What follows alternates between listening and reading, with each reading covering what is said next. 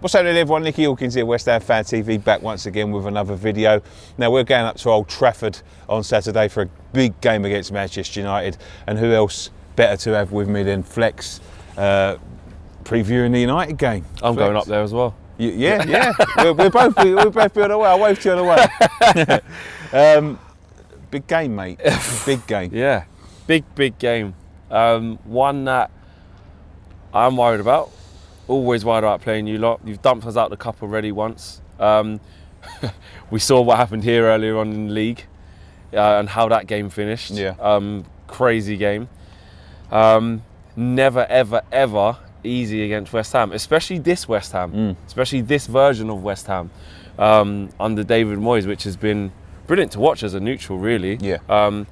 I don't have hate towards David Moyes like that. Like I think it's good to see him rebuild his reputation as a manager, which he's absolutely done with you boys. And I look at some of the players that you've got, and I just think they're really good. I look at Jarrod Bowen, and he excites me. He excites me when he's on the ball. Every time the ball goes near him, I feel like something's going to happen. And then even players like Fornals, and Lanzini and Ben Rama, these more technical players, just the way they get on the ball, the way they move, like, really honest, hard-working players, especially Fornals and Lanzini, just keep things really simple and keep the team ticking, from what I see.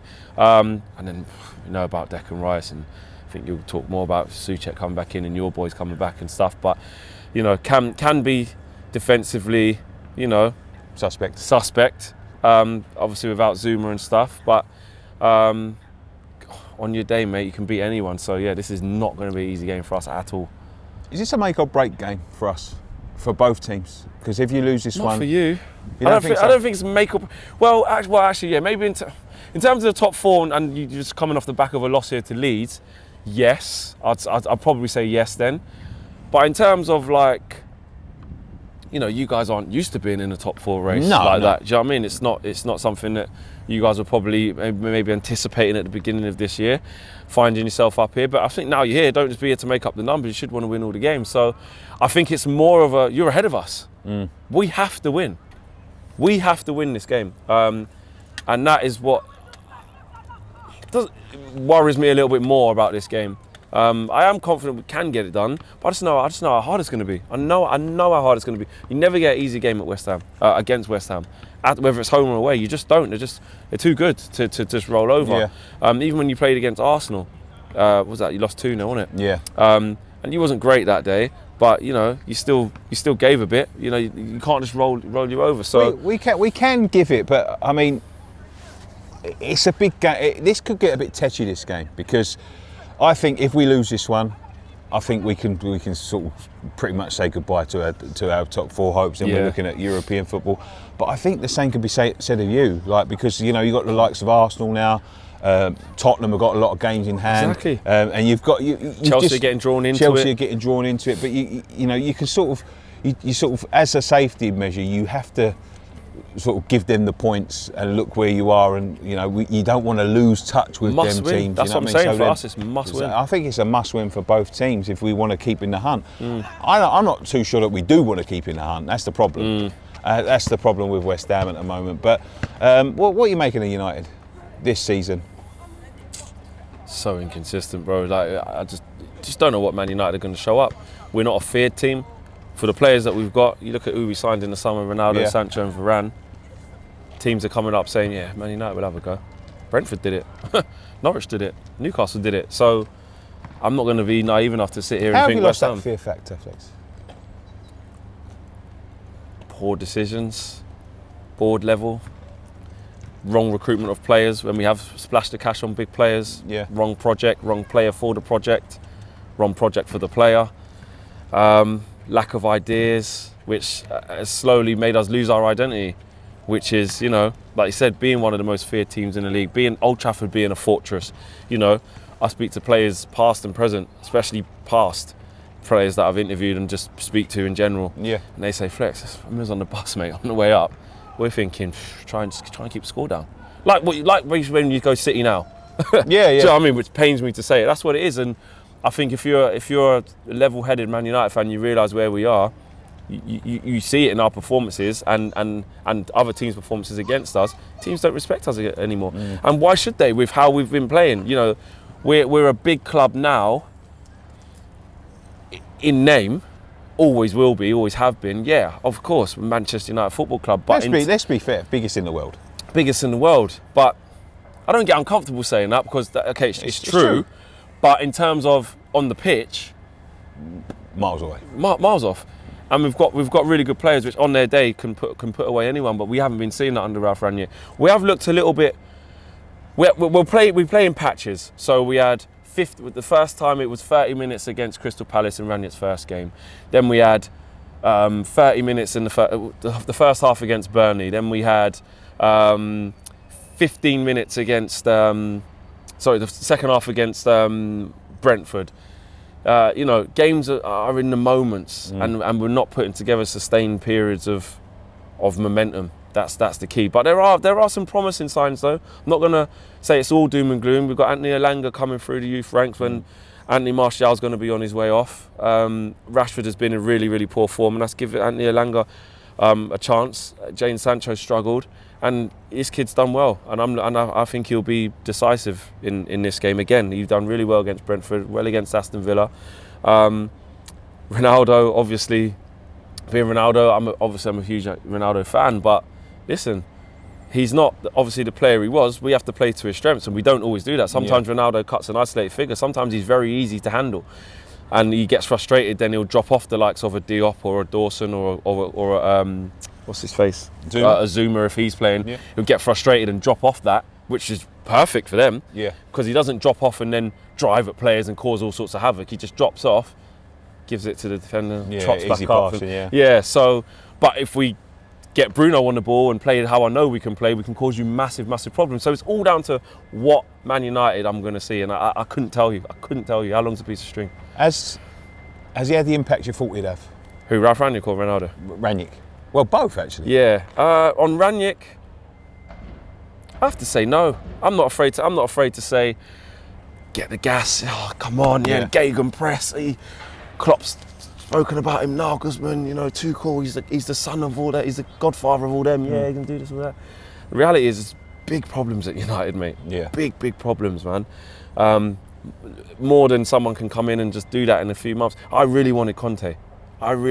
People still disagree, and some people say not right for United, and I wanted someone who's going to give them players a kick up the arse, get them running. Look what he's doing at Tottenham.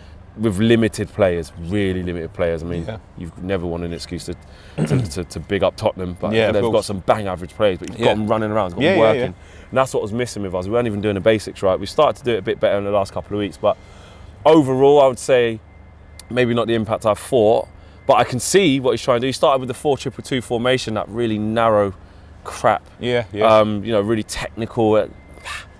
Gone back to a 4-2-3-1, mate. What we play volley, just get back to that. And sometimes 4-3-3 with one sitting and 2 8s, which has helped us. So he is trying. He's learned from his mistakes against Brentford, going to a back five soon as we went 2-0 up. Hook Ronaldo. He's not afraid to make big decisions, so I rate that. He's left out Wan-Bissaka a couple of times. Sure, he's mixing it up. Yeah. You know, Harry Maguire's been on the bench the last couple of games, come back from injury, so not afraid to mix it up. But has he had the impact that I thought he would have? I have to say probably not. You touched on it a little bit earlier, Moisey. Is there? I know you hated Moisey when he was at your place, and he didn't think he fit. Yeah. But when you see what he's done here with, you know, the hard work and, you know, the ethic that he's put in this club, is part of you thinking, well, maybe we should have given him another year or see what he could have done there. You know, he was left with a pretty bad squad. Listen, when Fergie got out our squad, how he won the league with that team, even Fergie went, I'll be off now. I think. I'll be off. Thank you. That's a really hard question because I think you know what it's like. Results dictate any job. Any job. It's like if it gets past a certain threshold of being really bad, you just got to go. Having said that, though, what would it have looked like if we would have given him more time, given him another transfer window? Because in that, when he came in, he wanted some big players. He wanted Bale. I think he wanted Müller or Schweinsteiger at the time when they were actually in their prime sort of thing. Yeah. And in the end, I think we got Fellaini, who brought with him, and he flew Mata in on a helicopter, I remember, in the transfer window, and got him in as well. and it was a very underwhelming transfer window, and it just wasn't right. So, yeah, that's why I'm happy that he's come here and rebuilt, because, you know, he went to Sociedad, didn't work. Came back here, actually. Came here. Didn't work.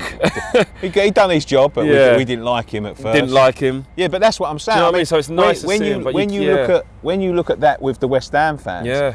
he came here. I wanted him out this door. As soon as that summer came, when he came here, it was poor football. We did what we had to do, and I said, right, the less I see of him, the better. Get him out this door. Now I love him. Yeah. I think he's the best manager we've had in a generation. Yeah, I really do. And you know what? It's crazy when you say that, because factually it's true. Look what you're doing. You compete in Europe. Yeah. Won your group, mate. You know, in the next stage of Europa League, kind of pushing for top 4. Let's say, well, you're in the race. As we're recording this now, you're in the race. So, it's interesting what time can do. But sometimes you got to think, Nick, what has he learnt though? Maybe he might have changed some of his ways. Or are we saying maybe he's the same old David Moyes that he always has been from Everton? I don't know. Maybe it's a little bit of both. No, I think there's a little bit of learning going on and a little bit of soul searching and all that. He made some bad decisions after he left United, and his reputation was in tatters. He left here and he couldn't get another job. Exactly. And I bet now there's a host of clubs that will be lining up at the door to take him. 100%, yeah. Yeah. So how did you see this one going, Flex, on Saturday? Be honest. Don't worry about them. I see it being a really tough game, really difficult game, really tight. We're going to have when we're playing well, can we score in them moments? If we play well for 10, 15, 20, half an hour, good first half. I think that's both for both sides. Can we capitalise? I think the team who capitalises the least in their moments of dominance won't win a game. I agree with you there. I agree with you. So Man United 2, West Ham 1. We don't do clean sheets. I'm going to go the other way. I'm going to go West Ham 1, Manchester United 0. West Ham clean sheet, yeah. Clean sheet. You done that last time in the Carabao Cup? It can be done. We've proven it this season. So, but let's see how it goes. Where can we find you, Flex? United View TV. Check it out. We've done a preview over there as well. Yep, there's a preview there, so make sure you check that out. And Flex UTD across all the socials, man. No worries at all. Thanks, man. Thanks for having me. Really appreciate it. Big up. Thank you very much for joining us. As I said, drop Flex a sub. He's close to 100k now, aren't you? Yeah, 94k now. Yeah, so give him a sub, give him a help out. It's always nice to help the football community, especially nice guys like this. And if you're new around here, subscribe to us if you're from Flex's channel, and we appreciate it. Thank you very much. One thing left to say from me: come on, you Irons.